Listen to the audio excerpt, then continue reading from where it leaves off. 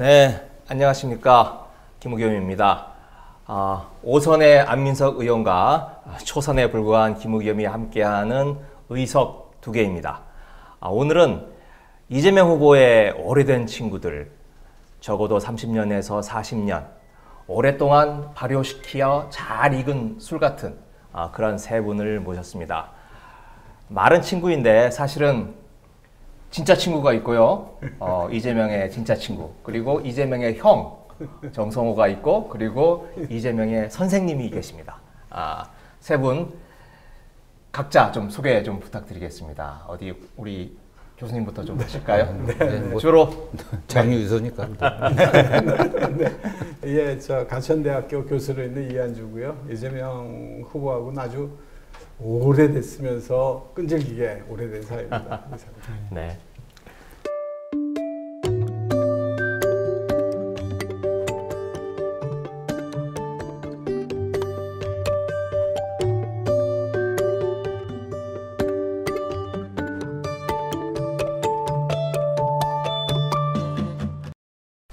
예, 저는 그다음에 우리 정 의원님. 예, 경기도 양주 출신의 내리 5선은 아니고요, 4선인 정성호 의원입니다.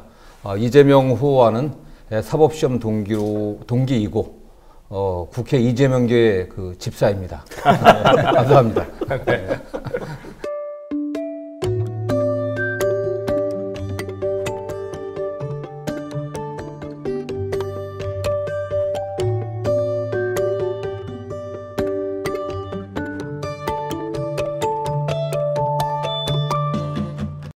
네, 저는 이재명과 82년에 만나가지고 나중에 함께하자는 약속에 따라 평생을 같이 하고 있는 이재명의 법학과 동기 이영진입니다. 반갑습니다.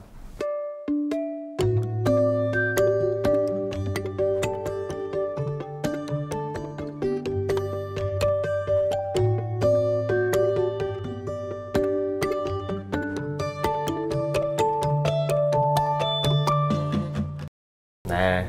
저희들이 오늘 이렇게 세 분을 모시게 된 게요, 인간 이재명에 대해서 알려진 바가 별로 없고, 또 내지는 왜곡돼서 실제 모습과는 다르게 알려진 부분들이 많기 때문에 이재명 후보와 아주 오랫동안 시간을 함께한 82년부터 85년부터 87년부터 도합하면 100년이 넘는 시간을 이재명과 함께 해왔던 이 세 분을 모시고 인간 이재명에 대한 탐구, 네. 뭐 좀 안 좋은 기억까지 해서 그런 좀 시간을 좀 마련을 했고요. 의석 2개, 이거 정철 카피라이터, 그분이 지어준 유튜브 이름이니까 앞으로 의석 2개는 정철이가 지어준 이름이다. 이렇게 기억을 잘 해주시고요. 이렇게 오늘 잘 한번 풀어보도록 하겠습니다. 네. 그러면 첫 인연, 이재명과 나는 이렇게 첫 인연을 맺었다. 이야기를 한번 해주시죠. 제가 보니까 나이는 제일 어리지만 82년부터 인연에 가장 먼저 인연을 맺었던 친구 이영진. 한번 어떻게 만나셨습니까? 82년 중앙대 이제 법과대학의 동기들이 한 110명입니다. 그 중에서도 이재명은 한 달 정도 지나고 나서 좀 독특해서 바로 눈에 띄었죠. 어쨌거나 좀 눈도 좀 째지고 뭔가 명석하고 얘기해보면 아주 특출나요. 그런 이야기들이 논리적이고 전체적인 이렇게 끌고 나가는 방향의 이런 것들이 두드러지기도 했고, 그런데 하고 다니는 거는 머리에 떡지고 뭐 교련복 입고 다니고 완전히 세상에 대한 반항, 저항 이런 게 막 쩔어있는 느낌, 이런 친구였었죠. 그래서 저는 이제 우연한 기회에 학생운동 서클에서 하다가 그 친구를 주목하게 됐죠. 저 잘하면은 코스비 되겠다. 물건이 좀 될 수도 있겠다, 이런 생각이 들어서 광주의 이야기를 제가 먼저 들어서 80년 5월에 어떤 일이 있었는지도 전달도 하고 사진도 보여주고, 영상 어떻게 상영회 한다고 하면 원래 데리고 와서 보여주기도 하고, 저도 사실 충격적이었고 그 친구는 굉장히 충격적이었던 것 같아요. 네. 그러니까 이재명 후보가 가끔씩 아니 뭐 자주 그 광주의 80년 5월 광주의 진실이 자신을 거듭나게 했다. 네. 이렇게 표현을 하는데 예. 그때 광주의 진실을 알려준 그 친구인 거죠. 그렇죠. 예. 네. 예. 그 광주 비디오를 보여주셨다 그러는데 예, 예. 언제 어디에서 어떻게 보여주신 거예요? 그 2학년쯤 돼서 1학년 때는 그런 기회가 없었고 그 학생회관의 어떤 서클룸이었는데 우리 서클룸은 아니었던 것 같아요. 왜냐하면 우리 서클룸이 굉장히 요주의 대상이어서 그럴 걸 상정할 건 안 됐었고 다른 조금 좀 규모도 있고 학생회관에 있는. 네. 네. 그래서 상회에 한다는 얘기를 듣고 이렇게 아름아름으로 모인 사람들이 보는 거였을 때 데려간 거죠. 예. 그래서 네. 이재명을 데려간 거군요. 첫 번째 팩트 체크된 게요. 네. 그 한간에 이재명은 대학교 입학 시점부터 바로 고시원 들어가가지고 졸업할 때 4년 동안 세상과는 담을 쌓고 고립된 고시 공부만 했다라는 그거는 아니었네요. 전혀 아니죠. 비디오도 보기도 하고. 했고 그런 과정에서 사실은 그 법학과 내 자체가 그 암울한 시기에 뭔가 저항해야 되고 지식인으로서 역할을 해야 된다 이런 분위기가 팽배했기 때문에 뭐 이렇게 시위가 벌어지면 쌍돌도 같이 던지기도 하고 스크럼도 같이 그 이재명보다 짜고 직접 다 했죠. 다 했습니다. 열심히 하는 친구였죠. 아. 예. 이런 얘기 혹시 아셨어요? 정성호님? 잘 몰랐습니다. 열심히 하는 친구여서 제가 보기에 이재명을 잘못 이끈 진범이 여기 딱 있는 것 같아요. 그 2학년 때 그래서 좀 체계적으로 공부를 해보지 않을래 하고 던졌는데 거기서는 이제 거부했죠. 밀어내고 나는 좀 사시해야 되고 그런데 이거 잊지 않고 나중에 같이 하겠다 이 얘기를 했는데 사실은 이게 회피하는 말로만 들리지는 않고 이게 진정성이 있다 느낌이 있었고 가슴에 담아놨죠. 사시 공부하는 친구들이 두 부류가 있었거든요. 당시 저도 같은 8학번인데 데모하는 친구들 보고 쟤들 왜 저렇게 데모를 하지? 공부하기 싫으니까 데모하나 봐. 그렇게 생각하면서 도산에 처박혀가지고 사시 공부하는 친구들이 있었고 또 한 친구들은 나도 저기 껴야 되는데 정말 미안하다. 반드시 내가 사시 합격해가지고 좀 정의로운 판검사가 되거나 변호사가 돼서 더 좋은 세상을 위해서 기여해야 되겠다. 라는 생각으로 사시 공부를 했던 정성호 언니 같은 분이 계시고 공부도 안 했어요. 공부도 안 하고서 공부하지 하고. 그런데 이제 직접 그러니까 우리 이영진 씨같이 내 직접 학생운동에 몸담지는 못하겠지만 내가 나중에 같이 하겠다 그런 약속을 했고 그걸 그 당시 믿었다 이거죠. 믿었고 그 4학년 2학기 때 이제 제적되고 감옥 갔다가 나와 보니까 집에 편지가 와 있더라고요. 이재명이 사실 합격한 상태였던가 일찍 합격한 상태였나 좀 애매한데 기억. 잠깐 여기까지 하나씩만 합시다. 그다음에 이제 82년도 이렇게 만나셨고 그 다음에 우리 정성호 의원님은 87년인가요? 87년 3월 달에 만났죠. 제가 이재명 우리 후보가 가끔 술만 먹으면 저한테 이 인간들 꼬드김 때문에 내가 판검사 안 하고 고생길로 접어들었다고 너 책임지라고 가끔 그런 얘기를 하는데 제가 보니까 제가 범인이 아니라 진짜 범인이 여기 있는 것 같아요. 이형진 씨가 진짜 범인이고 저는 뭐 87년 3월에 저희가 3월 2일 정도 연수원 입소했었는데 그 당시 연수원 들어가기 전부터 대학 다닐 때 약간 뭐 학생운동 경험이 있었던 우리가 그 당시 그 암울했던 군사독재 시절에 고시공부만 한 건 아니지만 학생운동을 하다가 또 여러 가지 어떤 한계에 부딪혀갖고 고시공부했던 그런 친구들이 우리 안 의원께서 말씀하신 것처럼 그런 어떤 미안한 감들, 시대에 대한 또 책임감들 이런 거 느꼈던 합격생들이 일부 이제 준비를 했었죠. 연수원 들어가기 전부터 서로 되게 아니까 합격 아는 사이였으니까 되게 뭐 서울대 연고대 출신들이 줄이었고 그래서 들어가서 바로 이제 모임을 좀 갖자. 이 군사 독재 하에서 민주주의가 탄압받고 인권이 침해받고 있는 이런 현실에서 우리가 그냥 나 혼자 먹고 사는 그런 판검사, 변호사, 법조인 돼서는 안 되지 않겠냐 이런 문제의식을 갖고 모임을 바로 만들었어요. 그래갖고 첫 모임을 바로 시작을 했었는데 제가 기억은 한 3월 한 중순 이후쯤에 그 문아무개 이제 국회의원 되시는 분이 문병호 의원 제가 뭐 실명을 안 밝히려고 했는데 김 의원이 밝히니까 문병호 우리 연수생이 자기 반에 좀 이상한 애가 하나 있다 데려왔습니다. 이영진 씨에게 똑같아요. 좀 약간 특이했기 때문에 역시 목소리 크고 또 존재감이 딱 드러나는 그런 스타일 아니었습니까 사실은. 그게 3월에 벌써. 그래갖고서 얘를 하나 데려왔으면 좋겠다고 와서 데려온 게 그때 이재명이었습니다. 데려와갖고. 그러니까 주로 그 말하자면 일종의 서클인데 연수원에 연수원 주로 안에 이제 서울대 언더서클이죠. 출신들이 좀 많이 서울대 출신도 제일 많았고 네. 연대, 고대, 뭐 성대 아니, 있었고. 연수원에도 언더스클이 있었어요. 완전 언더서클이죠. 제가 보기에 이 노동법 연구회 노동법 학회였고 학회. 네, 노동법. 이게 그런 흐름들이 연수원 13기서부터 쭉 있었는데 네. 이게 이름도 그 당시 붙이질 않았는데 네. 예, 우리 내부적으로는 이게 공무원 시험분이기 때문에 네. 사법연수원 1년 차가 법원 공무원 사무관 신분이에요. 공무원이야. 네. 만들 수가 없어 그런 사조직을. 네. 그래서 이제 비공개로 대학 다닐 때 우리 운동할 때처럼 똑같이 모여서 책 하나 선정해갖고 네. 사회자, 발제자 토론해갖고서 저녁에 뭐 친구 집, 그 연수생들 집에 왔다 갔다 하면서 실제로 이제 책 커리큘럼 정해가지고 의식화 학습들을 한 그렇게 겁니까? 한 거지. 해갖고서 예, 그렇게 만났고요. 그래서 어쨌든 우리 이영기 씨 말씀하신 것처럼 그때도 특별했었고. 그 당시에 그 사법연수생 신분으로 그런 의식화 스클 공부를 한다는 것이 상당히 좀 위험하기도 하고 위험했죠, 그게 이제 사실은. 발각되면 그게 발각되면 신분상의 지금이야 뭐 그렇죠. 위험이 있을 텐데. 87년이라고 하는 게 정말 무시무시한 무시무시한 시절이었죠. 그때가 그 며칠 전에 그 이한열 열사 어머니께 돌아가셨지만은 네. 뭐 그렇게 그런 분위기 아니었습니까? 그렇죠. 그래서 박종철, 이한열 사건들이 계속 우리 있었던. 그 팀들이 연구회 노동법 연구회 연수생들이 저 오후에 그 수업 마치고 네. 저 뭐 다 같이 명동에 가서 예? 출탄 마시고 시위하고 돌 던지고 그랬었지. 그때 적발됐으면은 한 10년 뒤에 졸업했겠죠. 그렇죠. 우리 다. 그럼 다 잘렸겠죠. 공무원 신분이니까. 네. 그러니까 87년 6월 항쟁 네, 또 때 같이 갔었습니다. 갔습니다. 사시 합격이 86년 몇 월이었어요? 86년도 10월 달에 발표를 해갖고 했고. 그렇죠. 10월 말 정도쯤에 발표했던 걸로 기억해요.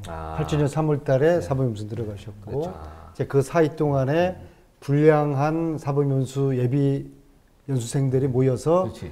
음모를 꾸몄고 그래서 뭐 연수원에서 뭔가 하여튼 그냥 예? 원래 그러니까 예를 들면 우리 정 의원님이나 다른 그 몇 분이나 계셨어요? 한 15명 정도 됐어요. 15명. 몇 분이셨어요? 전체가? 전체가 몇 분이셨어요? 전체가 295명 정도 우리가 입소했어요. 그럼 의식화 스클은 하나였어요? 아니면 또 다른 또 하나 스클이 있습니다. 하나였어요? 네네. 네. 그 15분 한번 좀 알만한 되게 분들이 뭐 지금 알만한 이제야 분들은- 공개한다. 이제야 말할 수 아니, 있다.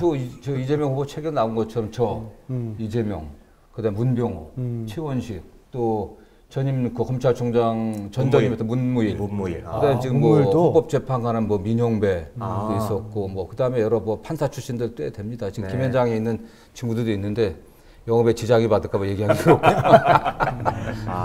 여러 변호사들 많이 있죠. 네. 그때 적발됐으면 큰일 날 뻔했다. 대학교 때 가졌던 그런 그 부채 의식이 사법연수원에서 이제 불량한 동기들을 만났을 때 이제 물을 만난 그런 느낌이었을 것 같은데요. 그러겠죠, 그게. 네. 아니 제가 이제 인상 깊은 건 사실 그 연수원의 한 뭐 반 이상이 서울대 법대 출신들이잖아요. 그 반에 선견지명이 그 문병우 의원이 그 반에 총무였는데 선견지명이 있었죠. 지명을 딱 알아보고 사람 보는 눈이 있었던 그러니까 거군요. 아마도 그 그 당시까지는 15 총명했었지 문병우가 총명했었는데 요새 뭐 별로 안 흐려졌고요. 네. 그래서 그 우리 학회에서는 그 최원식 의원이 네. 제일 이론가였습니다. 최원식 의원이 우리 네네. 법대 동기들 저랑 저 대학 동기인데 네네, 그렇죠. 최 의원이 또 이재명 우리 연수생하고 또 가깝게 지냈고 저는 뭐 그때나 지금이나 그냥 술이나 잘 먹고 뭐 술자리에서 목소리 높이고 그랬었죠. 그게. 네. 근데 그 15분 멤버들이 대부분 다 스카이 출신들 아니었겠어요? 서울대가 제일 많았죠. 그렇죠. 네. 아까 뭐 주요 인사들도 지금 저 문병호, 최원식, 네. 뭐 우리 문비동 고대, 네, 네. 그다음에 뭐 우리 문영배 헌법재판관이나 이런 분들은 또 서울대 그때 서울대 이재명 많았죠. 연수생은 이제 중대 거의 유일했죠, 출신이었으니까 사실은. 연수원 내에서 또 그 서클 내에서도 거기서도 비주류였네. 그러니까 비주류죠. 그러니까 비주류끼리 늘 만나는 거야. 나도 비주류였고 그냥 난 또 아니 그러니까 그 15명은 전체 연수생들 중에서도 일종의 이제 비주류인데 비주류 내 안에서도 이재명은 또 비주류. 근데 또 나도 서울대 안에서 또 비주류였죠. 여기 또 근데 저 또 진짜 운동을 하셨잖아요. 우리 정성호 의원님은. 그렇죠. 뭐 우리 정성원이 벗어 보면은 이거 뭐 식스팩이 아직까지도 있어요. 왜 이상하게 합니까 또 갑자기. 근데 네. 이제 비주류가 세상을 바꾸는 거예요. 네, 두 분 첫 만남 그렇게 됐고 우리 이 교수님은 제가 85년대 지금 가천대학교 옛날에 경원대학이잖아요. 경원대학을 처음에 갔을 때 그 학교는 가자마자 문제가 있더라고요. 보니까요. 저는 그냥 한 1년 돈 좀 벌고 그때 이제 뭐 유학 준비했었으니까 유학을 가자 싶었는데 저는 엄청난 사건이 한 번 있었어요. 제가 2학기 되니까 송광영이라는 그때 우리 학교 학생이었는데 이 학생이 85년 2학기요. 85년 네. 9월 그러니까 개학하고 얼마 안 지금의 가천대고 그 당시에는 경원대였어요. 왔는데 1층 강의실이었는데 바깥에 보니까 비가 부슬부슬 내리는데도 어떤 뭐가 좀 어둡잖아요. 그러니까 어두웠는데 불빛이 보여. 저게 뭔가 하고 봤더니 사람이 하나 분신을 한 거예요. 네, 그렇죠. 송광영이라고. 네. 저희 기억난다. 이제 네. 85년 경운대. 네, 그래서 이제 부랴부랴 나와가지고 제가 85년도에 대학을 갈 때 우리 누나께서 양복을 하나 맞춰주셨거든요. 그때 그 양복 메고 이제 넥타이 메고 강의를 했었는데 뭐 양복을 벗어서 끄고 뭐 해도 소용이 없더라고요, 이게요. 그때 직접 현장에 계셨군요. 몸에 불을 껴주고 하니까. 그래서 그 일로 인해서 저도 충격이 컸죠. 그래서 이제 포기, 유학 다 포기. 이런 애들이 경원대학, 당시 경원대학에 굉장히 많았던 거예요. 경원대 학교 규모에 비해서 서울에 가까우니까 눈으로 많이 봤죠. 그래서 이런 상황이 됐던 거예요. 그러면서 이제 또 제가 대학 다닐 때부터 이렇게 명성이 자자하셨던 제가 교회를 이제 기독교 장로교로 다녔는데 기장교회에서 유명하셨던 분이 성남에 계셨어요. 네. 이해학 목사라고 아주 유명한 목사님. 이인영 장관의 장인으로 장인이죠. 그렇죠. 네, 그분이 뭐 조금 아신 분인데 아주 다치신 분이거든요. 그래서 찾아가서 이제 그때 처음 찾아가서 저 원래 알기는 알았는데 그때 처음 찾아가서 제가 가천대학에 있습니다. 제가 앞으로 열심히 좀 뭐 돕겠습니다. 그랬더니 이제 당장 시작하는 게 그때 분당을 짓기 위해서 분당 원주민들을 내쫓고 막 이런 일들이 벌어졌는데 성남은 71년으로 기억하는데 대단지 사건의 분위기가 쫙 깔려있던 그런 동네예요. 성남 자체가. 그렇죠. 네. 그래서 막 폭동 일어나고 그다음 폭동에서 결국 승리한 거거든요, 민중이. 그랬던 분위기가 있어서 저변에 쭉 깔려 있더라고요, 보니까요, 그런 게. 그래서 이제 그러던 차에 제가 85년도, 6년도에는 많이 이제 이재명 지사를 그때 한 번쯤 봤던 것 같아요. 그리고 저희 학교도 이제 그런 아이들이 많이 있으니까 생활로 이게 이제 부당하다고 느끼고 이런 아이들이 많이 있었기 때문에 신설학교에 비해서는 학생운동이 굉장히 셌어요, 아이들이요. 대단지 사건, 광주 대단지 사건에. 그러면서 이제 저희 학교가 82년도에 이제 학교를 설립을 했으니까 85년대 제가 이제 몇 년 안 됐을 텐데요. 그 학생이 졸업을 안 했을 때잖아요, 그때 1회도. 근데 그 무렵에 이제 학생들의 이런 분위기들이 좀 생기기 시작했고, 그러다가 조금 1, 2년 있다가 이제 이재명 지사가 고시를 합격하고 뭐 이런 일들이 좀 벌어진 거예요. 그러다가 또 조금 지나서 이제 1차는 85년도에 합격했을 거 아니에요? 대학교 4학년 때. 아니 86년도 같은데 제 기억으로. 아니 86년에 합격했어요. 1차를 85년에 하고 맞아. 86년에 2차. 대학교 4학년 때 1차 합격하고 맞아요. 2차는 이제 졸업하고 있네요. 이 지사가 연수 마치고 그리고 돌아오면서 이제 본격적으로 성남시의 시민운동 단체들하고 결합을 시작한 거예요. 연수원 마치고 우리 정 의원님하고 같이 하고 나서. 맞아요. 그러면서 이제 성남 시민단체들하고 결합하고 본인은 이제 노동단체들하고 좀 결합하고 그러니까 저로서는 이 진짜로 고마운 사람인 게 이 가천대 애들이 학교 규모에 비해서는 학생운동하는 애들이 되게 많았어요. 가천대학이 그 당시 경원대학. 그 시기가 이제 학생운동 했던 사람들이 지역운동을 하거나 노동운동을 하거나 맞아요. 이제 그 시점이거든요. 하방 네, 운동이 그렇죠. 생겼을 때예요. 그러니까 아마 이재명 후보 연수원은 몇 년도에 마쳤어요? 우리 89년도 2월에. 딱 그 시점이에요. 맞아요. 그래서 이제 하방하고 이랬을 무렵들이거든요. 그래서 저도 애들이 굉장히 막 다치고 이러잖아요. 근데 이거 뭐 손 쓸 수도 없고 내가 아는 사람들한테 부탁해도 잘 되지도 않고 이러던 차에 이재명 지사가 이제 바로 개업을 했잖아요. 그 성남에서. 그런 바람에 저도 사실 여러 해 후배이긴 합니다만은 뭐 진짜 나한테는 정말 고마운 사람이었죠. 법률가 든든한 분을 만난 거죠. 아이들이 갈 데가 없잖아요. 문제가 생겨도. 그래서 저한테는 아주 굉장히 고마운 그런 사람이죠. 그리고 또 제가 85년도에 경운대학을 가자마자 교수협의를 만들었거든요. 이제 유학 가는 거 포기하고 교수협의 만들자. 그래서 2학기 때 송강영 우리 열사 돌아가시자마자 교수협의를 만들었을 때 이제 한참 헤맸죠. 그러니까 법률 문제가 생기면 그래서 동기들한테 얘기해도 저는 왜 그런지 모르겠는데 제 법대 동기들 중에는 그런 거 선뜻이 도와주는 동기들이 아무도 없더라고요. 네. 그러다가 이재명 지사가 되고 나서 저희 대학에 문제 생긴 아이들 그다음에 교수님들 중에서 좀 문제 생긴 교수님들을 전속으로 처리해줘서 전 여러 가지 고마운 점이 좀 많은 그런 사람입니다. 자, 됐습니다. 자, 그래서 이제 그 82년 또 85년, 87년 도합에서 이제 100년 이상의 이재명과 함께했던 분들인데 한 바퀴 돌면서 제가 좀 그런 얘기를 듣고 싶어요. 많은 이야기들이 있을 텐데 요런 이야기는 내가 이재명 이야기를 하면서 좀 에피소드 이런 이야기는 한두 개 정도는 내가 꼭 좀 알려드리고 싶다. 그런 것들이 각자 있으실 것 같은데요. 그 우리 이영진 친구부터 한번 말씀 한번 해보죠.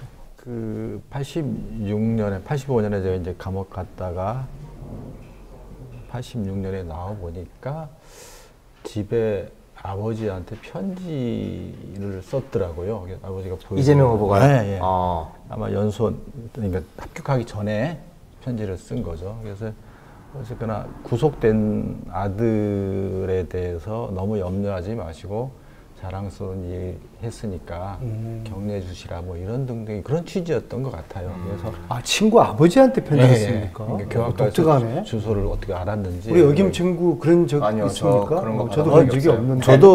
저도 이제 친구들이나 누가 우리 집으로 편지 보낸 건 그 처음이니까 이렇게 생각했구나. 그때 함께하지 못해서 미안하다. 그 느낌이 확 오는 거죠. 저는 이 친구가 이 편지를 쓰기 위해서 얼마나 고민했겠구나 이런 생각이 들어서 굉장히 고마웠고요.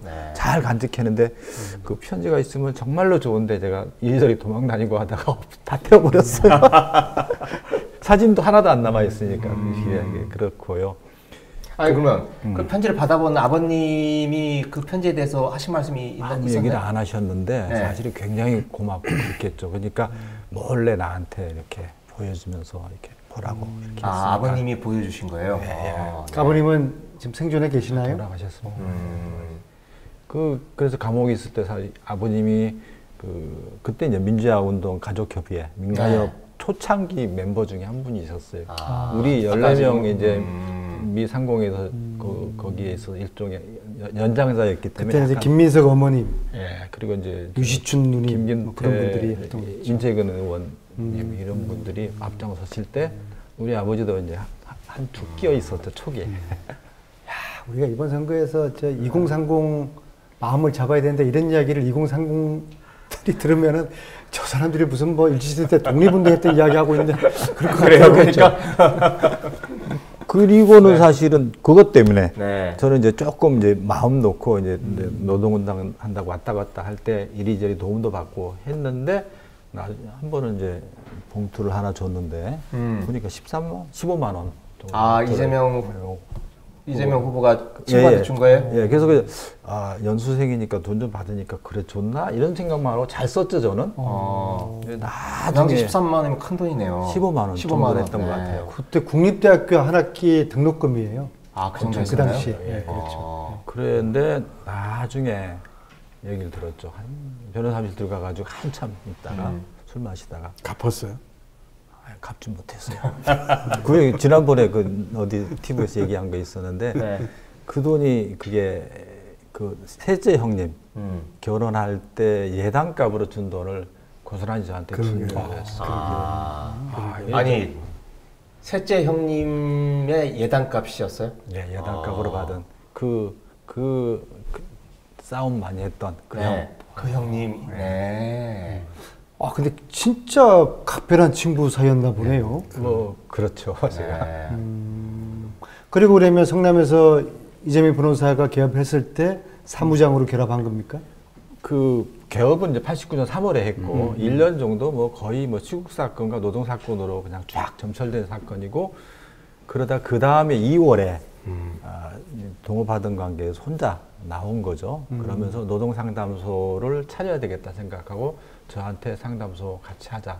그래서 노동상담역으로 들어가서 90년 2월부터 시작해서 이제 당선되고 2010년 6월 문 닫을 때까지 제가 사무장 역할까지 했어요. 20년 동안 사무장을 하셨네요. 예. 네. 이재명의 X파일도 가장 많이 알고 계시겠네요. 나중에 한번 여쭤보고요. 네. 우리 정성호님은 좀 에피소드 말씀. 에피소드 뭐 저는 이렇게 시작해요. 항상 보면 우리 성호님은.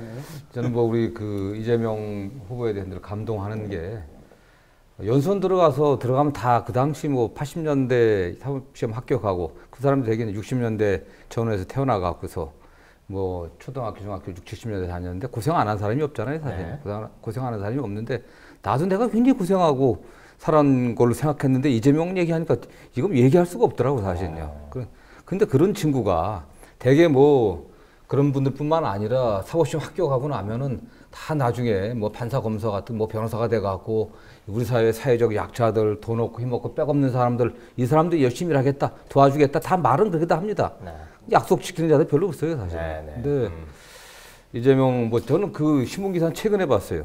그 86년 11월 3일자 경인일보 기사에 이재명 씨 관련해갖고 정말 그 뭐 검정고시로 공부해갖고 대학 마치고 고시 합격했다. 그때 그 당시 그 표지가 성남에 가서 변호사 사무실 열어갖고 약자들을 위해 억울한 사람들을 위해서 일하겠다. 그렇게 얘기했는데 그 약속을 이재명이 지킨 겁니다. 그렇죠. 그러니까 연수원 들어가기 전에 한 약속이 그 약속 지키고 소년공 초등학교 출신이면서 소년공으로 하고 고시된 경우가 아마 거의 없죠. 듣지 못하고 이게 뭐 또 그 당시에 일이니까. 지금의 뭐 로스쿨 나오거나 지금의 변호사 시험 합격한 거하고는 급이 달랐습니다. 그렇죠. 그 당시는 저희가 88년도에 87년도 12월부터 연수에 들어갔는데 제가 그 당시 마땅 이재명과 가까워진 게 성남지청에서 연수를 했어요. 지청에 가서 들어가니까 15들한테도 다 영감님이라고 불렀습니다. 이 판검사 변호사의 끝발이라는 게 대단했습니다. 그렇죠. 지금하고는 비교할 수가 없을 네, 정도야. 네. 군사 독재 시절이니까. 시부한테도 영감님. 다 영감님이라고 불렀죠. 변호사들을 원로 변호사들 영감님이라고 하고 대부가 변호사들도. 그랬습니다. 그다음에 뭐 연수원 다니게 되면은 다 소위 말하면 그 당시에 마담 뚜라고 다 리스트해 갖고서 고시 합격한 사람들 부잣집 뭐 좋은 집 다 이런 집에서 중매 들어오고 이런 때였어요, 사실 그 당시가. 근데 89년도 우리가 2월에 수료하기 전에 마치기 전에 다 모였단 말이에요. 다 모여갖고 제가 이제 술김에 나는 이제 술김에 그런 건데 야 우리 개업하고 뭐 군대도 가야 되는데 다 우리 처음 약속한 대로 다 가서 민주주의와 인권을 위해서 변호사하자 다 그랬는데 다 말은 그렇게 했단 말이야. 이재명만 그걸 제대로 지킨 거지 바로 가서 나가서 지키고. 그리고 일관되게 지금까지 그 약속을 지켜온 거죠 사실은. 저는 어디 가서나 지방에 다니면서 요새 뭐 선거운동 하면서도 제가 고시 합격한 수많은 법조인들 위에 선배들 내 후배들 많은 법조인들을 50여 년 동안 지켜봤지만은 이재명처럼 약속을 지키고 자기의 원칙과 삶에 투철하는 사람은 전 본 적이 없어요. 더군다나 그 당시에 89년도 87년도 연수원 들어가고 전두환 군사 독재 시절에 연수원 들어가고 노태우 초기에 우리가 수료했는데 그 당시에 판사 검사가 될 수 있음에도 불구하고 나가서 자기가 기억하고 싶지 않은 그 험난했던 그 어려웠던 그 동네에 다시 가서 억울한 사람들을 위해서 일하겠다라고 한 그 약속을 지키는 그런 용기를 실천한 사람은 제가 이재명 외에는 본 적이 없습니다. 저는 그가 저보다 훨씬 훌륭한 사람이고. 근데 실제로 그렇게 성적이 좋았어요? 괜찮았죠, 사실. 예. 저보다 좀 잘했죠. 저는 뭐 임용 성적 거의 바닥권이었고 한 130, 40등 했으니까 이재명 그래도 뭐 한 8, 90등 이상 했기 때문에 본인이 했었군요. 본인이 원했으면은 임용됐죠, 사실은. 주변에서 그 당시에 판검사 임용하려고 연락 시험들 공부하고 했는데 그래도 기본적으로 머리가 좋은 사람이고 집중력이 있으니까 괜찮은 성적 됐고 임용권 안에 들었음에도 불구하고 주변에서 판검사 조금이라도 안 해보라 그러겠어요, 사실은요. 이 가난하고 힘없는 사람들의 진짜 그 부모님들, 가족들의 로망이 판사 검사 돼갖고 영감 소리 듣고서 똥똥 하는 건데 딱 하루라도 그걸 안 하고 누가 더군다나 그 어떻게 스스로도 저는 뭐 적절한 표현이 아니었다고 그랬는데 비천한 정말 한미하고 정말 기억하고 싶지 않은 그런 삶을 살았던 그 동네에 가서 딴 데 가서 변호사해도 돈 벌던 때야 그 당시에 사실은. 그런데 거기 들어가서 인권 변호사의 길을 걷고 그와 같은 삶을 살았던 노동자들을 위해서 또 시위하던 학생들을 위해서 또 우리 사회 사회적 약자들 억울한 사람들에서 일했다. 이런 건 이재명이 유일할 거예요, 사실은. 네. 그런 그래서 이재명을 정확하게 이야기를 할 수 있는 사람은 정성호 의원님이잖아요. 그러니까 지난 경선 때 한 50분 넘는 의원님들이 이재명 후보를 도왔는데 그 중에 절반 정도는 사실은 정성호 의원을 보고서 도우게 된 사람입니다. 왜냐하면 의원들이 이재명을 우리 안 의원님도 그러셨어요? 저도 완전히 게임에 빠져들었죠. 근데 저 같은 경우에 좀 이야기 틀리고요. 의원들이 이재명이라는 사람을 모르잖아요. 네, 잘 모르죠. 정성호를 보고서 정성호를 믿고서 정성호 의원이 야 나를 믿어 좋은 사람이야 괜찮은 사람이야. 문재인의 친구 노무현입니다. 이런 식으로 정성호를 믿었기 때문에 이재명. 근데 후보는 다르게 생각합니다. 그래? 이 판검사 해서 편히 먹고 살아야 되는데 이게 잘못된 인간들 만나고 고생했다고. 근데 이제 저 같은 경우에는 근데 제가 보니까 아까 분명히 그건 제 잘못이 아니라 우리 이영진 씨 잘못입니다. 그러니까 그 약속을 지킨 거네요. 그러니까 82~83년도에 내가 사시에서 돌아오겠다라고 했던 약속. 그리고 판검사가 될 수 있었음에도 불구하고 지역에 내려가겠다. 그 약속을 지킨.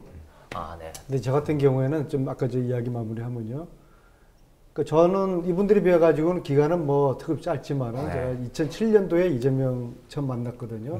제 친구 같은 동갑이니까 15년 됐잖아요. 그 사이에 제 기억에 2번을 싸우고 2번을 화해하고 이제 그랬어요. 그리고 또 이제 이낙연 전 총리님하고도 그분이 유독 또 저에 대한 평가를 굉장히 높게 하셔요. 그래서 이분도 도와야 되고 또 친구도 도와야 되고 이제 그런데 그런 와중에 정성호 의원님이 야 믿어. 야 나랑 같이 해야지. 그래서 특히 뭐 비주류 선배들이 다 도우기로 했다는 거예요. 그래서 그럼 나도 가야죠. 그래서 가보니까 아무도 없어. 나만 있어요. 그래서 가장 먼저 갔던 그 사이에 또 아마 그랬던 것 같아. 야 안민석 넘어왔으니까 이 지사한테 빨리 전화해라. 그래서 이 지사가 전화가 왔더라고요. 그래서 고맙다고. 그럼 열심히 해야지. 그랬는데 가서 보니까 나 혼자밖에 없는데 백도 할 수 없는 거 아니에요. 누구처럼 노빠꾸네. 그렇습니다. 근데 앞서 정성호 의원님이 의원들을 끌어모았는데 최고 뭐 큰 모습이 없었는데 그래서 이제 아주 소수파가 지지하던 이재명 그 지사를 뭐 한 40~50명으로 이제 불어난 거죠. 절반은 정말 정성호 의원님의 공입니다. 그건 뭐 이거 가짜 뉴스입니다, 이거. 우리 교수님은 어떠신가요? 좀 기억에 남는 장면, 에피소드. 제가 이제 85년대 그 옛날 경원대학교를 갔고 거기서 이제 우리 송강령 아까 그 제자 때문에 이제 뭐 유학이고 뭐 그만두고 얘들하고 같이 있어야 되겠다.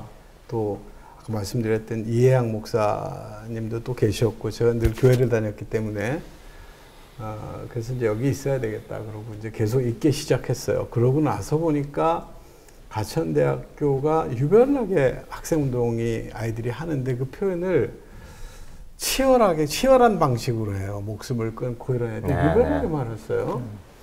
그러니까 이제 선생 된 사람으로서 이제 가슴이 답답하죠. 이걸 어떻게 해줄 수도 없고 가슴이 답답했는데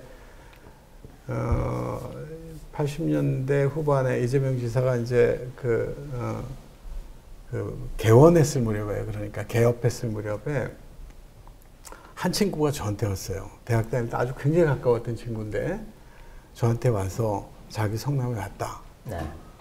어떤 변호사 사무실에서 지금 사무장으로 일한다.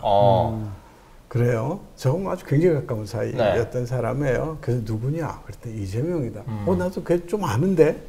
그랬더니 그쪽에서 거기서 와서 일하게 된 같이 일했을 거예요, 아마요. 그죠? 연성만이라는. 연성만 선배. 네. 아시는 분들도 있고. 저하고 징역 같이 살았습니다. 저하고 아주 가까운 사이였는데. 저한테 와서 그러는 거예요. 그래서 이제 그 전까지는 아주 자세히는 몰랐으니까 어떠냐 그랬더니 뭐 이것저것 다 얘기를 하더라고요. 그 이재명 지사에 대해서. 근데 뭐 지금 얘기했던 이런 얘기들이 사실 그때 다 나오더라고요. 본인도 잘 알고 있었고 이영진 선생님도 얘기 나오고 그러더라고요. 그래서 그렇구나 싶어가지고 저로서 너무 고마웠죠. 너무 고마워가지고 이 가천대학 당시 경원대학에서는 이게 아이들이 그러니까 굉장히 많이 다쳤거든요. 그 아이들이 거의 대부분 다 이재명 손을 거쳐 나갔어요. 변호해주고 이러니까 저로서는 뭐 이렇게 한참 후배라기보다는 정말 고마운 사람으로 기억이 참 많이 남죠. 그 90년대 그 당시에 이재명과 같은 성남의 인권 변호사가 또 있었습니까? 제 기억으로는 없었어요. 아, 혼자였습니까? 이재명 혼자였고요. 이재명 변호사가 그때 우리 쪽 학생들을 커버해 주는 거 말고도 다른 노동자들도 커버를 좀 해주고 이랬거든요. 그때 별 돈을 못 벌었겠네, 변호사로서. 아니 본인은 그렇게 주장 안 해. 본인 많이 벌었다고 주장하는데 변호사가 적어갖고요. 변호사 숫자가 많아갖고 그거 말고도 변호사가 네. 돈 많이 벌던 때였어요. 그 당시에. 시국 사건도 많이 했지만 여기 자 사무장이시니까 잘 시국 알죠. 사건 많이 돈 하지만 버는 것도 하고 이 어쨌거나 복잡한 현안에서 이게 캐치해내는 능력이 대단하잖아요. 그래서 그런 걸 통해서 재판이 뒤집어지는 걸 보면은 다음에 진 사람은 여기 와서 맡기죠. 자 이제 어느 정도 이제 무르익었으니까 이재명의 X파일을 깐다. 이재명의 판도라를 연다. 그런 이야기를 한번 나눠보겠습니다. 솔직담백하게. 제가 처음에 먼저 드릴 질문은요. 이재명은 낯가림이 심하고 샤이하다. 제가요, 정성호 의원님이 기억하실 거예요. 지난 여름 경선 때 안동을 갔더니 안동에서 굉장히 영향력 있는 분이 유아무개 어르신을 만나야 된다. 전화라도 하게 해야 된다. 그분이 TK의 대부다. 그래서 이제 유아무개 어른 89세예요. 그분은 TK 쪽에 웬만한 사람들 이름만 되면 다 아는 분이에요. 네. 유목김이 회장님입니다. 모르겠습니다. 뭐 네. 이름 다 말씀드릴게요. 그래서 안동 하회마을 어디쯤에 있는 유씨인가 보구나. 풍산 유씨. 그렇죠. 근데 이제 풍산그룹의 부회장 출신이고 그래서 이분하고 또 다른 분 안동 출신, TK 출신 몇 분들 그런 이제 중도를 잡고 합리적 보수를 잡는 게 필요하니까 또 고향이고 그러니까 그래서 몇몇 분들 전화번호를 줘가지고 이래 하니까 꼭 전화를 하라고 했는데 후보한테 경선 때 며칠 지나고 나서 확인해 보니까 전화가 안 왔다는 거예요. 네. 근데 그런 샤이하다는 이야기를 제가 몇 차례 다른 사람한테도 들었어요. 어떻게 생각하세요? 샤이합니까? 근본적으로 샤이해요. 아, 그럽니까? 내성적이기도 하고 내성적입니다. 바닥에 열이기도 하고 열입니까? 열이기도 해요. 열이기도 한데 본인의 의지를 굉장히 많이 극복한 스타일이에요.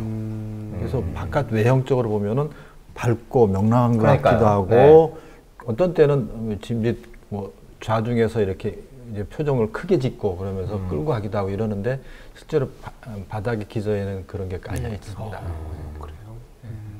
그러니까 어린 시절 고달팠던 생활 이런 것들이 좀 음울하게 깔려 있을 텐데 그런 걸 겉으로 드러내기는 반대 방향으로 이렇게 드러낸 본인의 의지에 의해서 그걸 극복하려는 노력들에 의해서 일정하게 이렇게 커버되고 덮어지기도 하고 또 극복된 면도 있겠죠. 그러나 언뜻 그런 것들이 그가 어쨌든 그 책에도 나오고 가끔 뭐 이야기도 하지만 그가 이재명 후보가 살았던 삶은 어떻게 보면 극한의 환경이었잖아요, 사실. 초등학교 다니시는 시절은 뭐 먹고 사는 끼니 걱정을 해야 되는 거였고 초등학교를 마치고 친구들이 교복 입고 가방 들고 학교 갈 시절에 본인은 공장으로 터벅터벅 걸어가야 했던 그 소년공의 그 심정들 그런 한계 상황 극한의 그런 신산하고 힘들고 외로웠던 상황이죠, 사실은. 그다음에 뭐 형제들이 있었다고 하지만 주변에 친구가 있었겠 누가 있었겠습니까? 가장 어린 나이에 공장 다니면서 공장에 뭐 작업 반장이 뭐 저도 술 먹어 들었던 얘기지만 갔다 가면 애들 혹시 사고 날까봐 한 대씩 때리기도 하고 뭐 그런 어떤 신선한 삶을 살았기 때문에 굉장히 고독하고 외로웠죠, 사실은 그게. 그렇기 때문에 그게 어떻게 보면 보통 통상적인 중학교, 고등학교 때 어떤 사회화 과정들 그런 걸 거치지 못했던 거죠. 그렇기 때문에 그가 사실 시장이 되고 도지사가 되고 했지만서도 그게 바닥에 있는 거죠, 사실은. 지금 이영주 씨 말씀하신 것처럼 그런 걸 어쨌든 자기 의지로서 극복하고 희망을 본인이 만들어냈지만 다른 사람들 표현하고 하여튼 그런 것들은 좀 쉽지 않았던 거지. 근데 굉장히 또 노력을 또 많이 했어, 그것도. 정말 우리 이재명 후보를 보면은 노력을 많이 해갖고 그런 측면에서 더 적극적으로 하려고. 그럼 이재명은 머리 좋은 천재 이렇게 규정하면은 맞는 말입니까? 그거로 좀 부족하고. 그러니까 노력하는 천재. 노력하는 천재. 근데 많은 사람이 궁금한 게 중고등학교를 안 다녔잖아요. 근데 이제 사법고시라는 게 못 다닌 네, 죄송합니다. 그 사법고시라는 게 아무리 암기 위주라 할지라도 네. 기본적으로 중고등학교 시절에 기본적인 지식이라든지 어느 정도 학습 능력이 깔려 있어야지 사법고시 네, 준비가 되고 합격할 텐데 근데 이재명 그 후보처럼 6년을 공백으로 있었는데 이게 대학 20살 돼가지고 사법고시 책을 가지고 공부를 해서 사시 합격하는 게 이게 가능한가요? 물론 뭐 과거에 그 80년대 지금도 기본적으로는 비슷하긴 한데 그 고시가 외시대 행시대 사법시험이 특히 사법시험 같은 경우는 암기력 싸움입니다. 사실 기억력이 좋은 사람이 일단 법조문도 잘 외우고 구석에 처박혀 있는 판례들 잘 암기해 갖고서 잘 쓰는 게 가장 기본적인데 이재명 우리 후보는 뭐 암기력도 탁월하지만 그 탁월한 상황 판단력들 그 종합적인 분석력들 그런 것도 굉장히 뛰어난 것 같아요. 그게 지금 이렇게 쭉 보면은 그 당시도 어떤 상황에 갔을 때 이 상황에서 내가 뭐 저 상대방들이 그가 시장이 되거나 도지사 됐을 때도 대중들이 뭘 요구하는 건지 시민들이 도민들이 뭘 요구하는지를 빨리 개최하는 것처럼 사법연수원 시절 기억을 더듬어 보면은 굉장히 빨리 파악하는 거야. 그 상황 판단력, 그런 종합해 갖고 판단하고 분석하고 판단하고 결정을 내리는 이런 능력들이 이게 훈련된 거라기보다는 좀 타고난 게 아닌가 이게. 그 당시에 이재명 선생이 장래에 큰 어떤 인물이 될 것이다. 대통령까지도 될 것이다. 그런 생각을 조금이라도 저는 했습니다. 그 당시는 약간 얘가 되면 악질 검사가 되지 않을까. 오늘 대박이다. 제가 그래서 저한테 술만 먹으면 그래요. 너 때문에 저 이렇게 편한 길 안 가고 내가 고생하고 있다고. 그러면 야, 너 악질 검사 안 간 것만 해도 다행이다. 내가 이렇게 얘기하지. 그 얘기가 있는데 네. 이 후보가 이제 저한테 술 마시면 가끔 했던 얘기 중에 하나가 안동에서 이제 검사 시보할 때 이게 안동에 검사가 몇 명 되지 않은데 굉장히 좋아했대요. 너는 딱 체질이다. 체질 검사다. 이거 뭐 그냥 쫙쫙쫙 해가지고 자백도 잘 받아내고 분석 능력 뛰어나고 그랬는데 어느 날 갑자기 이 일을 계속하면은 이게 변하겠다라는 생각이 들고 두렵더라는 거죠. 그래서 이거를 이제 시보를 안 하겠다. 나는 검사를 안 하겠다고 결정하면서 울었답니다. 왜 울었대요. 그래서 그랬구나 이런 게 있어요. 하나를 선택하고 하나를 버려야 되는 거니까. 거니까. 실질적으로 이재명의 눈물을 본 적이 있습니까? 예, 많이 봤죠. 잘 웁니까? 잘 울어요. 그 어째 시립병원에 그 대표적인 사진 했을 때 펑펑 우는 그런 사진도 있지만 그거 아니고 그래도 좀 울긴 해요. 그러니까 아마 이재명의 눈물은 세상을 향한 절규, 분노, 저항 그런 것들이 막 섞여져 있는 그 눈물일 것 같은데요. 그 고통받는 그 사람들, 그 약자에 대한 그 진정성 공감이라고 할 수 있겠죠. 그들의 삶을 내 삶으로 생각하니까. 몸으로 겪어봤기 때문에. 네. 우리 교수님은 어떠세요? 이재명 지사를 가르친 적은 없고 이재명 지사가 85년 그 무렵에 기억 한두 개 하고 나머지는 이제 고시가 되고 나서 기억들이잖아요. 다시요. 85년도에 어떻게 첫 번째 만남을 하셨나요? 85년도에 이제 성남이 그때는 고시생이었을 텐데. 제가 한두 번 이렇게 이제 모임들 이해양 목사님이라든가 이런 분들이 있었을 때 뭐 얼굴을 좀 비치고 이랬던 것 같아요. 그래요? 네네. 그래서 뭐 아주 공부만 하고 이랬던 건 아닌 것 같고. 재밌는 게 가천대학교 그때 경원대학교가 그 성남 지역은 독특해서 무슨 학교별로 모이는 게 아니라 성남 지역의 대학생 연합회 뭐 이러면서 모이고 그 주로 모이는 장소가 공부도 하고 한 데가 경원대학교였어요. 그러니까 뭐 외대, 용인대 다 관계없이 학교와 관계없이 쳐서 거기서 논 거예요.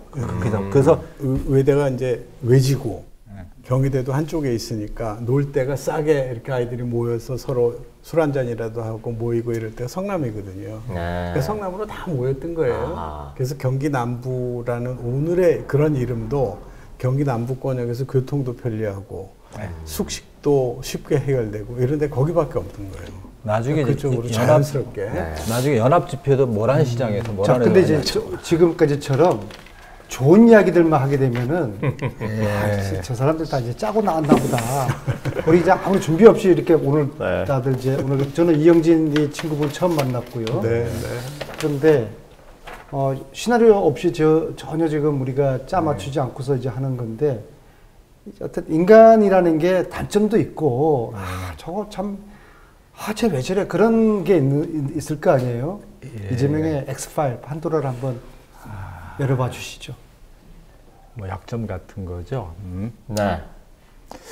잘 안 떠오르긴 하는데 미리 이제 성격일 수도 있고 그런데 언제더라 그 바둑을 잘 둬요. 바둑. 네. 근데 승부욕도 대단하죠. 그러니까. 그리고 바둑을 두면은 저는 이제 바둑을 잘 두지 못하죠. 구경 좀 해보면 아주 경쾌합니다. 그 사람의 스타일이죠. 일을 풀어나가는 아주 경쾌하게 행마를 탁탁탁 뻗어나가고. 이세돌 위의 바둑, 이세돌 위의 바둑. 이게 그림이 그려지고 느낌이 좋은 이 바둑을 둬요. 근데 이제 그러니까 본인 스스로도 자기 바둑에 대한 약간의 자부도 있는 것 같고 3급 정도? 4급 정도 된가 이 정도인데 자주 바둑을 뒀어요. 90년대 초반은. 이제 바둑을 주로 두는 이제 선배 한 분이 있었는데 약사예요. 상대원 시장에 이제 공단 앞에서 약국을 하는데 거기 자주 갔어요. 그분도 이제 노동자들을 위해서 약국 개설하고 이런 사람인데. 근데 그 사람은 참 그야말로 약장수예요. 그 사람은 약을 팔아. 그러니까 손님이 오면은 바둑도 달고 어서 오세요 하고 개보린이요 뭐 하면 주고 그러다가 또 질 것 같으면 전화 받고. 제가 그래도 정의로운 약장사. 정의로운 약장사인데 아주 재밌는 양반인데 실력은 비슷한데도 그분도 또 이게 지기 싫어하는 사람인데 살살 약으로 올리는 거죠. 얼마나 하다가 약이 오르겠어. 그러다가 보면은 판이 흔들리는 거죠. 네. 지고 나면 이제 억울해가지고 다시 두자 그러고 그런 거를 많이 봤죠. 그래서 그런 경우에 약을 올리고 살살살 긁고 그러면 이게 스텝이 꼬이기도 하고 그럴 때가 있는 거. 욱하는 거 있죠. 막판에 욱하는 훅 나오는 경우가 있죠. 경상도 말로 뿔뚝성이라고 그러거든요. 근데 그걸 아니까 그 선배는 둘 때마다 그 살살 긁어. 그래서 옆에서 보면 되게 재밌죠. 이거 알려주면 안 되겠는데 국민의힘이 써먹을 것 같아요. 그럴 것 같아요. 네. 맞습니다. 위험한 얘기입니다. 근데 그게 벌써 몇십 년 전 얘기를 해서 이제 많이 근데 이제 그 후보가 워낙 학습 능력이 탁월해서 일단 지난 연말까지 진화가 거의 마무리된 것 같아요. 이제 욱하는 성질도 더 이상 안 부리고 말실수도 안 하고 지금은 뭐 그 완성 단계 진화가 돼서. 진짜 우리 정 의원님한테 이 말씀 한번 여쭤보고 싶은데 이재명을 묘사하는 언어 중에 발전 도상인이라는 말을 유시민 작가가 했잖아요. 그 말이 좀 적합하다고 생각하세요? 그렇죠. 뭐 끊임없이 고민하고 공부하고 또 노력하고 있으니까요. 어떻게 보면 그가 그 초중고등학교를 못 다녔지 않습니까? 그런 거에 대한 어떤 뭐라고 할까 그걸 더 보충해야겠다는 의지도 있어갖고 뭐 변호사 기업 이후나 또는 뭐 시정을 할 때나 도정을 할 때나 정말 끊임없이 공부하고 연구하고 노력해온 것 같아요. 그리고 일견 우리가 보기엔 이재명이 좀 뭐 고집이 세다, 독선적이다, 잘 안 고칠 것 같지 않는, 잘 변하지 않을 것 같다. 그렇지 않습니다. 굉장히 정말 제가 보면 굉장히 유연한 사람이고 그런 면에서 실용적이 현실적이죠, 사실. 그리고 본인의 단점에 관련해서도 본인이 잘 알고 있어요. 그래서 제가 이재명한테 수백 번 더 한 얘기가 그런 이영진 씨 비슷한가 보는 게 그럴까봐 저는 뭐 제가 얘기하면 정말 폭발적인 얘기들이 많이 있습니다. 엑스파일이 여기에 있는데 제가 늘 차분하게 해라, 여유 있게 해라. 최근엔 거의 대통령답게 해야 된다. 차분하게 해라, 여유 있게 해라.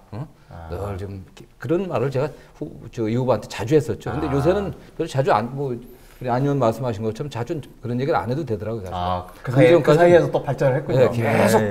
그리고 처음 뭐 이렇게 우리 가족 간에 이렇게 문자 주고받으면 알잖아. 우리 김 의원께서도 와이프의 문자 주고받으면은 문자 답변하는 속도, 다 쓰는 단어 몇 개, 뭐가 보면은 이 아줌마가 화가 났는지 안 났는지 다 알 수 있잖아. 딱 이게 친한 사이에 딱 보면 알아. 이게 기분이 나쁘구나. 이게 괜히 이 인간이 맨날 잔소리나 해대고. 근데 중요한 게 뭐냐면 그렇게 해도 우리 후보가 2, 3일이면 바꿔요, 그걸 갖다가. 딴 얘기를 안 하고 지적한 거를 바꿔낸단 말이야, 사실. 이건 뭐 들어온 놈 맨날 잔소리만 해야 되고 말이야. 이게 도움도 안 되는 게 이렇게 하더라도 자기가 딱 생각해서 이게 문제가 있구나, 좀 바꿔야겠구나 하면은 결국 바꾸는 걸 보여주더라고, 우리 후보가.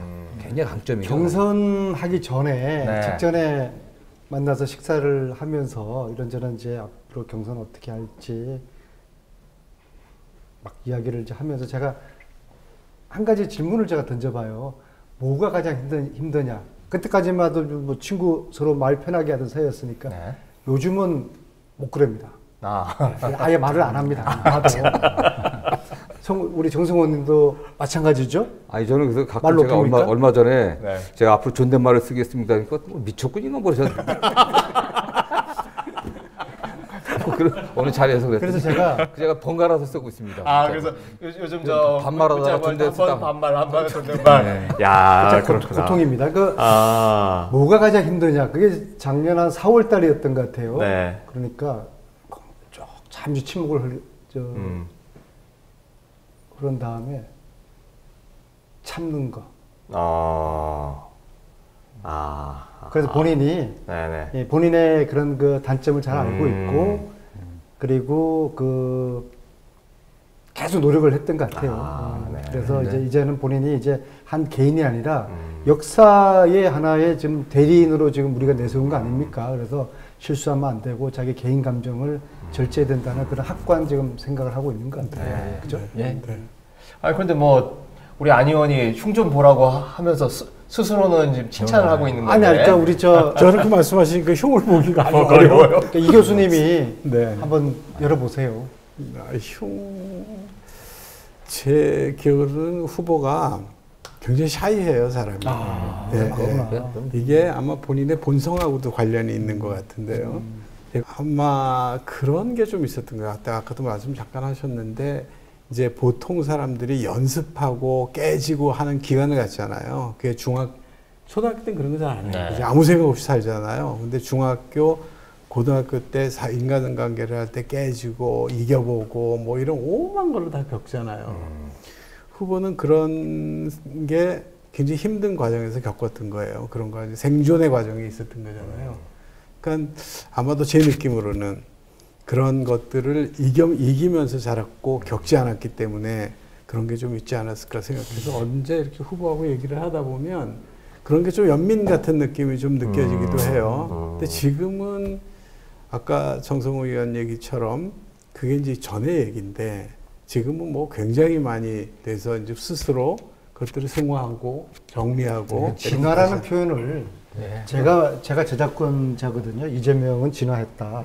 진화라는 표현이 어떻습니까? 맞는 거. 그러니까 발전도상이란 말 아까 이전에 이제 유 작가님 그 네. 표현은 네. 너무 좀 지식층에서는 또 잘난 척하는 표현이고 그냥 진화가 네. 맞아요. 잘 되고 뭐 다들 저 오래된 인연이 있고 뭐 저는 거의 인연이 없습니다. 이재명 후보하고. 그런데 그냥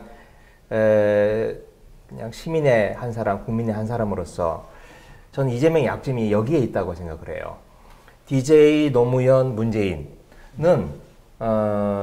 우리가 좀 같이 해온 세월이 있어요. 스토리가. 네. DJ 30년 민주화 투쟁, 노무현 또 부산에 가서 머리 깨지면서 지역 감정, 문재인 대통령 상을 같이 치러본. 네. 그런데 이재명 소년공 짠한데 뭔가 좀 이렇게 지켜주고 보호해주고 내가 이재명을 대신해서 싸워야겠다. 이런 부분이 좀 약하다. 네, 뭐 여러 사람들이 좀 지적을 하고 있는데요. 그걸 뭐 극복할 수 있는 방향은 없을까요? 짧은 세월에, 짧은 시간에? 저는 뭐 그게 크게 문제라 생각을 안 하고요. 어쨌든 늘 그가 국민들 속에, 네. 대중들 속에, 민중들 속에 함께 해왔다는 거죠, 사실은. 어떻게 보면 김대중 대통령은 꽤 오랫동안 민주화 투쟁을 하시면서 정치인들과 교류하면서 사실 또 정치적 부채도 많으셨습니다. 네. 노무현 대통령도 굉장히 또 사실 오랜 기간 또 민주화 운동도 하시고 지역주의 극복하기 위해 애쓰셨지만 또 많은 정치적 인연들이 많이 갖고 계시죠. 문재인 대통령은 또 두 분의 자산을 이어받은 분들이고 이재명 후보가 여의도에 어떤 그렇게 할 그런 정치적 인맥이나 그런 자산은 많지는 않았습니다.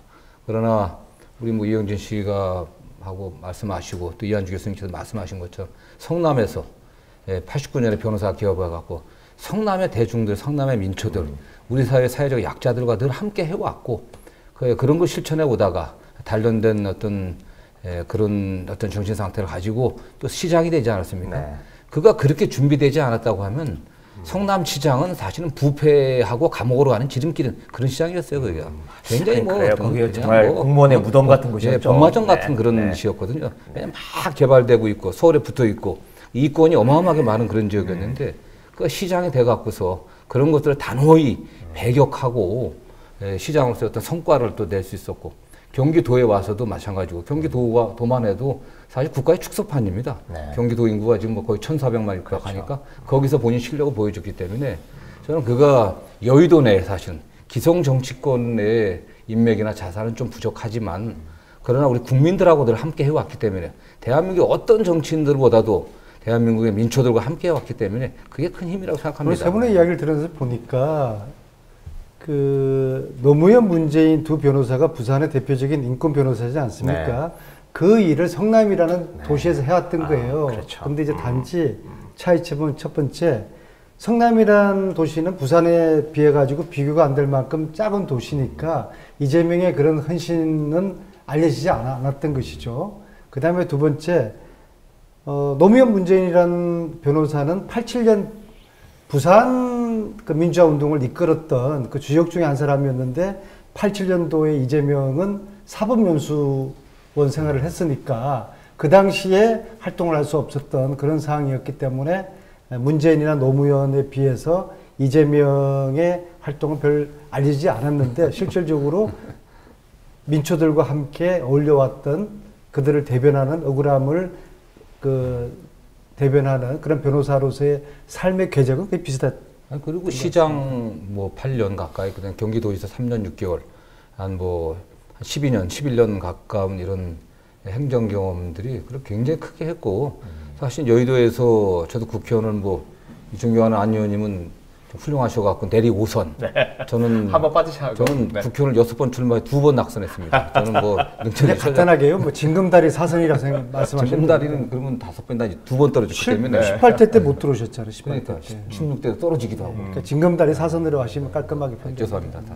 이게 그래서 그러나 그런 경험들이 있기 때문에 저는 그가 우리 사회 국민들의 그 정치개혁의 열망들이 굉장히 크잖아요. 네. 정치권이 바뀌어야 된다. 네. 하는데 그런 국민들의 정치개혁의 열망도 좀 실현할 수 있지 않을까.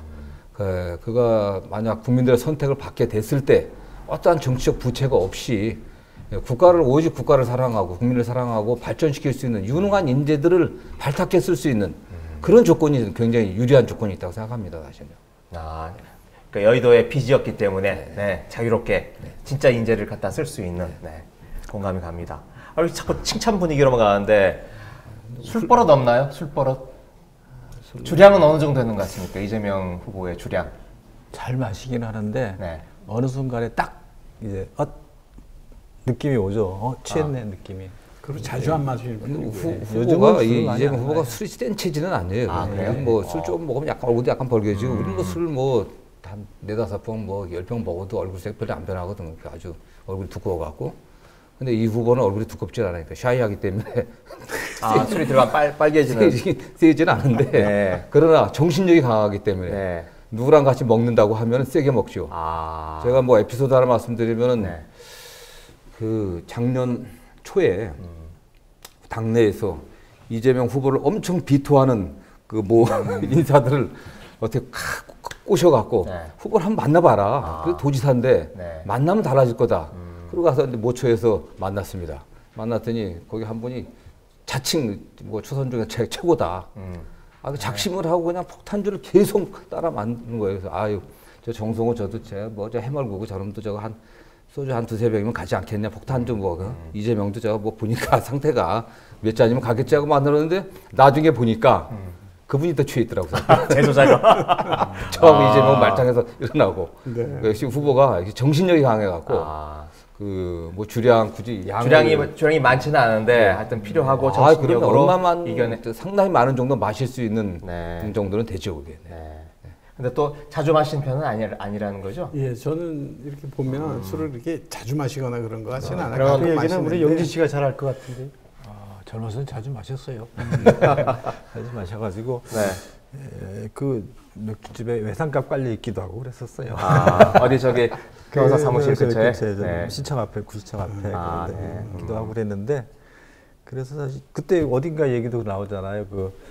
그 노가리에 생맥주 먹는 게 그게 굉장히 소원이었다고 했는데 양껏 먹을 수 있는 정도로 돈은 벌었죠 그 시기에. 술 자주 마셨어요. 그때는 젊었으니까. 참 제가 이제 영진 씨를 처음 뵙는데 제 82년부터 딱 40년이잖아요. 그렇죠. 이게 쉽지가 않아요. 그리고 저희 거의 만 40년이네요, 진짜. 그러니까 이 교수님도 그렇고 정현님도 그렇고 사람들이 오랫동안 쭉 가요. 그다음에 소위 이제 성남에서 시장 시절부터 함께 일해왔던 참모들 있잖아요. 그렇게 오랫동안 10년 이상을 함께 가는 게 쉽지가 않거든요. 그러게요. 네. 많이 떨어지고 뭐 배신도 하고 도태도 하고 그러는데 그 부분이 참 저는 좀 의아해요. 그걸 어떻게 해석을 해야 됩니까? 의리? 아니야 그렇게만 볼 수는 없고요. 의리만 가지고 그 세월을 버티기는 어렵고요. 아까 끊임없이 진화한다고 했지 않습니까? 그 부부간에도 조금 만나면 권태기 생기고 안 좋은 면이 보이기도 하고 갈등이 생기기도 하고 그러지 않습니까? 친구 사이도 그렇죠. 근데 그거를 상쇄하는 정도의 새로운 모습들을 자꾸 발견하게 돼요. 이재명. 제가 이런 친구가 내 친구였어 하고 감동 깊었던 얘기 하면 마지막인데 그 언제지? 2016년 10월에 청계광장의 그 집회. 그때만 해도 사실은 좀 무슨 집회요? 그 탄핵 촛불 처음에 청계광장의 1차 촛불 집회 할 때 저는 그냥 초 하나 밝히려고 혼자 나갔죠. 아스팔트에 앉아 있는데 이재명이가 연사로 나온 거죠. 서로 약속하고 간 게 아닌데. 전혀 몰랐어요. 저는 그거 연설을 들으면서 그냥 전율이 느껴지는 거죠. 그런 모습을 처음 봤어요? 아니요. 그 전에도 집회에서 연설하고 하는 건 봤지만은 그 느낌은 달랐어요. 그날의 느낌은 저 친구가 내가 아는 이재명이 맞나 할 정도로 40년 가까이 지켜보았는데도 이런 거죠. 목숨을 걸었네. 느낌이 들었어요.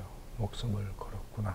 그래서 지금 시기에는 목숨을 걸고 나가야 되는 거다라고 하는 걸 보여주고 굉장히 아름답게 느껴졌어요.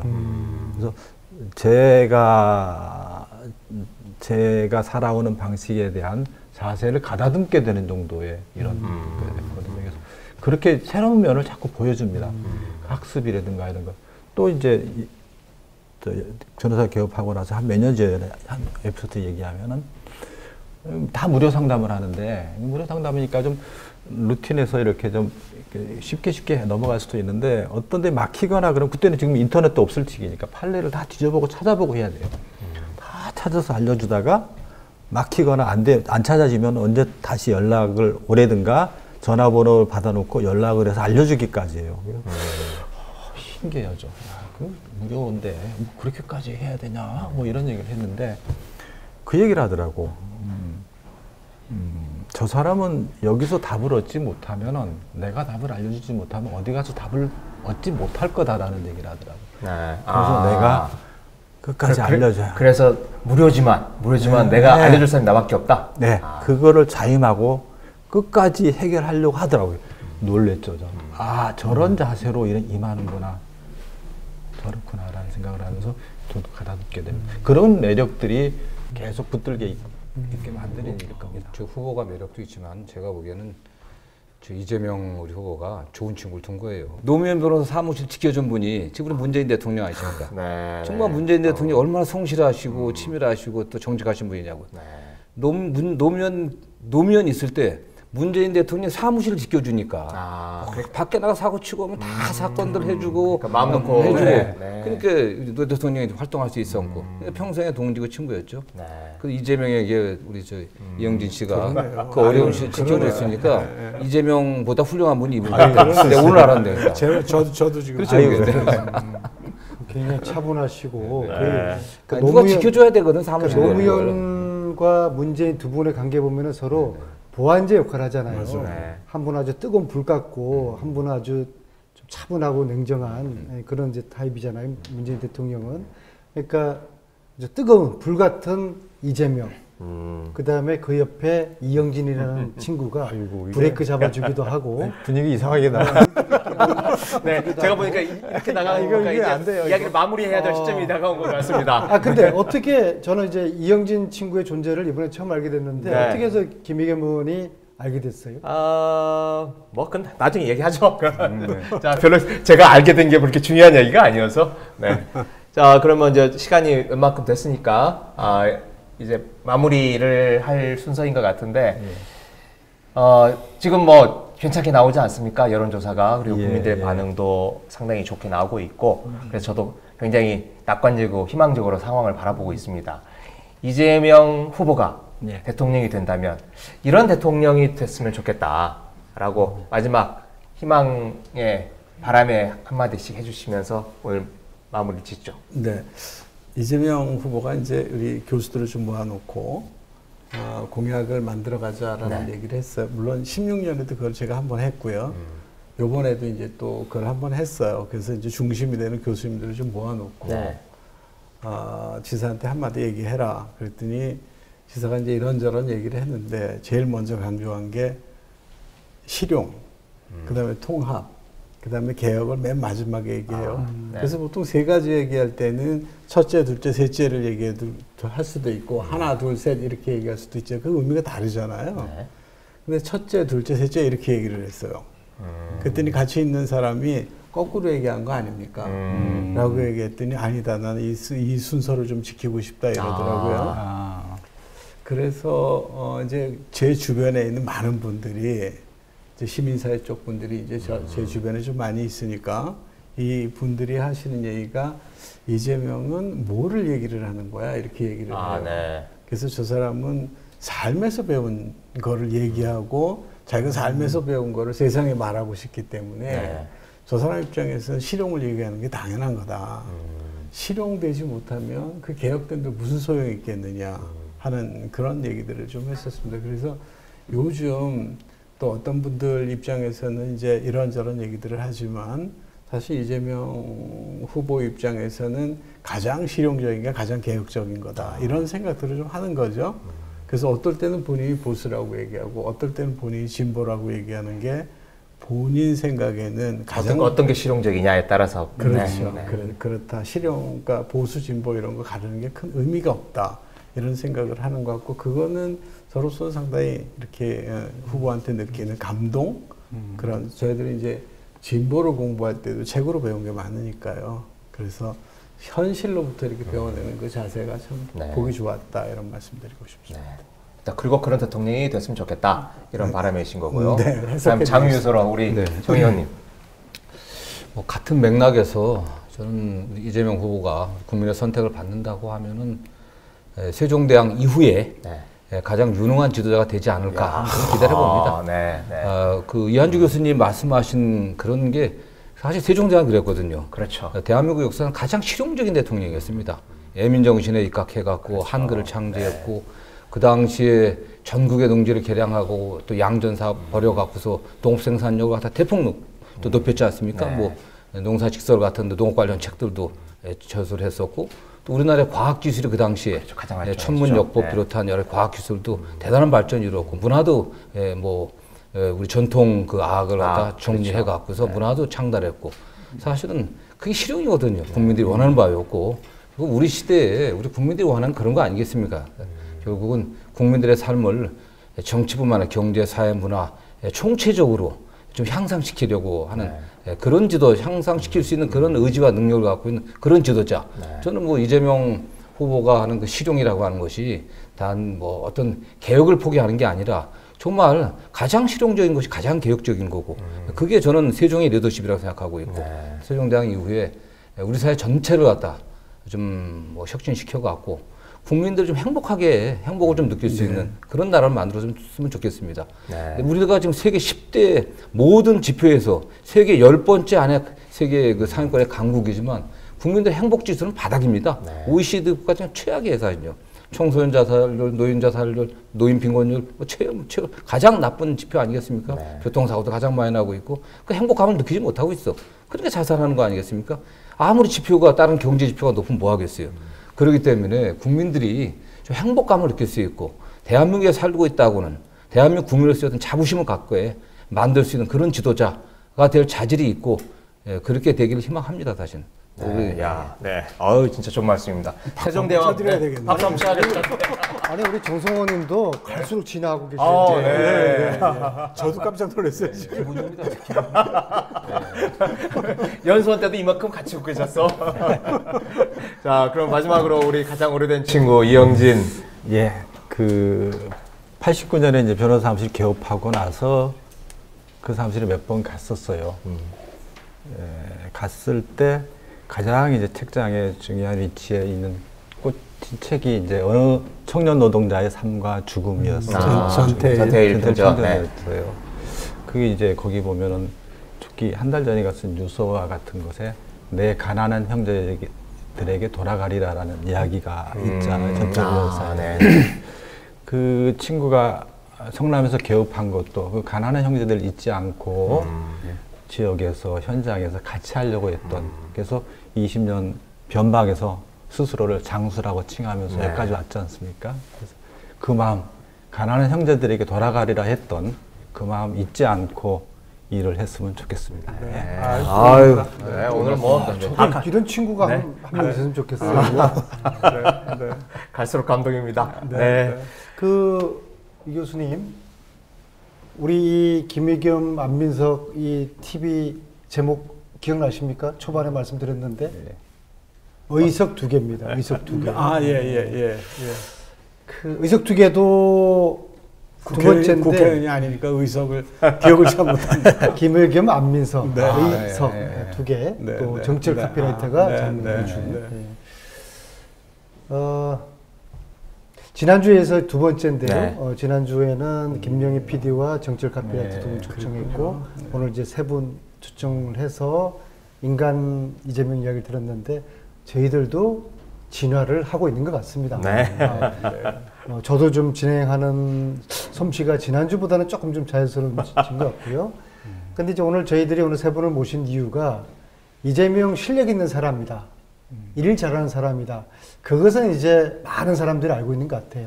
오늘 세 분 모시고 이야기를 하면서 저도 좀 이재명에 대해서 후보에 대해서 많이 새로운 걸 알게 되었고 아마 이 시청하시는 분들이 이재명의 재발견을 좀 확인을 해주시길 바라고요.